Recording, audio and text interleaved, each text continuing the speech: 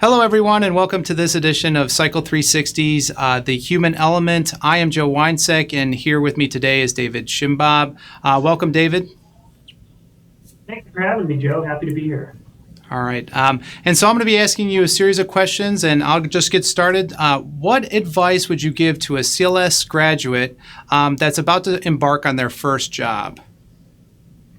Sure. Yeah, there's a lot to think about for someone who's looking for their first position, after coming out of school. I think there's a couple of important things. The one of which I'd say is kind of the work environment that they're heading into. I think you can never do too much of trying to talk to people who already work at some of the places you're considering interviewing with or taking a job with. There's such a variety of kind of intensity and sort of opportunities and morale in different laboratories I've seen that I think making that selection carefully is important. And then the other thing I'd say is thinking about career advancement, right off the bat. If there's if you see people who've been there a long time and have kind of moved up in the organization, or at least moved into maybe more specialty kind of roles where they're doing interesting work, I think that's a really good sign, that there's people who are kind of dedicated and have stayed there and have been able to do interesting things in their careers.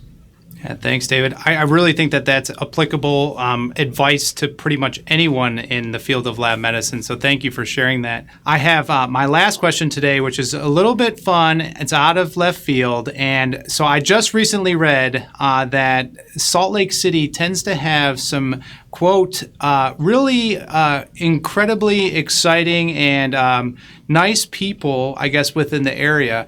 And so I wanted to ask you, what is something someone has done that's been like a complete stranger that's been nice to you, I guess, within that area? Well, I think what you read's basically right. We've good helpful people in Salt Lake. I guess one example I'd give, it's maybe a little, like you said, out of left field, is at least pre-pandemic, I like to backcountry ski. And there's some times where you kind of start in one place and end in another place within the ski canyon. So I've hitchhiked dozens of times in the little Cottonwood and Big Cottonwood canyons, just getting rides from one place to another, and always been a great experience. Other skiers usually are who are picking us up, and always friendly people willing to help out. So I guess that's one example of something I do, at least in certain circumstances in Utah, that maybe you wouldn't do other places. Well, David, thank you for joining us today. It's been great to have you, and thank you again. Thanks, Joe. Yeah, it's been really fun. Appreciate it.